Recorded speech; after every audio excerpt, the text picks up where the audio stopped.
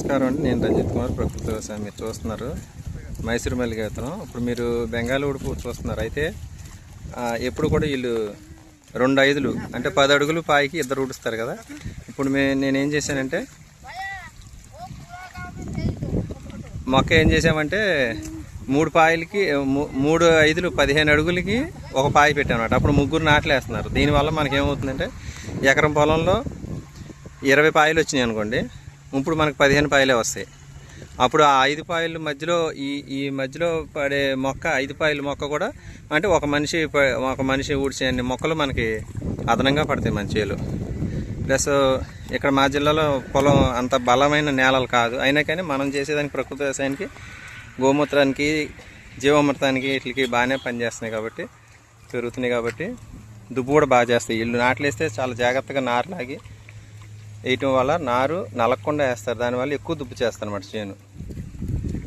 అప్పుడు మనకి వీళ్ళు పలసగా ఊడ్చినా కానీ మనకి సరిపోదు. ఇప్పుడు మా ఊర్లో అయితే నార్మల్గా 25 కేజీలు ఆకుమడి వేస్తే 20 కేజీలు నాట్లు వేసేస్తారు.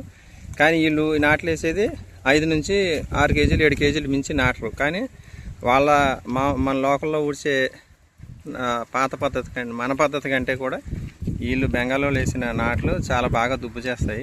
కాకపోతే వీటికి బలం వెంటనే అందించాలన్నమాట. దుబ్బు బాగా చేయాలి కాబట్టి బలం బాగా అందించాలి. అందిస్తే పంట కూడా అదనంగా పండుద్ది.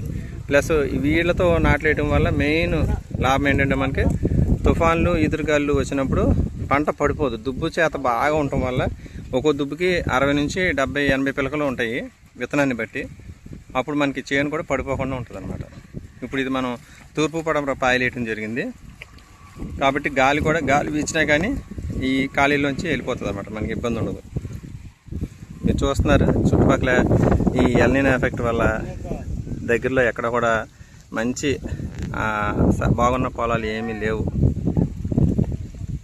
చూస్తున్నారు కదా. ఇప్పుడు ఇది నాట్లేస్తున్నాము.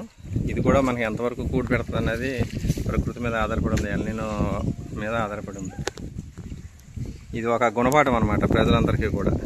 ఏంటంటే ఇళ్ళ దగ్గర మొక్కలు పెంచులేసిన ప్రతి సిమెంట్ రోడ్డు వేసే కాంట్రాక్టర్కి కూడా ఒక రూల్ ఏంటంటే ఒక 25 గజాలకి లేకపోతే 50 గజాలకి ఒక వృక్ష జాతికి చెందిన చెట్లు నాటాలని చెప్పి రూల్ పెట్టాలి. అది బతికించే బాధ్యత కూడా ఆ కాంట్రాక్టర్కి చెప్పాలి. అప్పుడు పచ్చదనం కొంతలో కొంత మనకు సేవ్ అవుద్ది. ప్లస్ అట్లాగే నాకు వచ్చిన ఆలోచన ఏంటంటే టేకు, ఎర్రచందనం ఇలాంటి కమర్షియల్ క్రాప్స్ అమ్మేటప్పుడు మనం పంచనామా చేయించాలి. విఆర్ఓతో పంచనామా చేయించి మనం పర్మిషన్ తీసుకుని దాన్ని కటింగ్ చేయించుకోవాలి.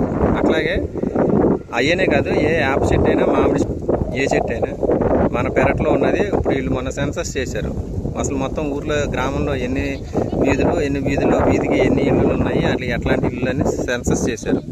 అట్లాగే ప్రతి ఇంట్లో ఉన్న చెట్లు కూడా సెన్సస్ చేయాలి. ప్రతి సంవత్సరం చేయాలి. అట్లా చేసి మళ్ళీ సంవత్సరం చెట్లు ఉన్నాయా లేదా, ఒకవేళ చెట్లు నరికించినట్లయితే సరైన కారణం చెప్పాలి, పంచాయతీలో చెప్పి కట్ చేయాలి. అప్పుడు మనకి కొంతైనా మనకి పచ్చదనం నిలబడి ఉంటుంది అనమాట.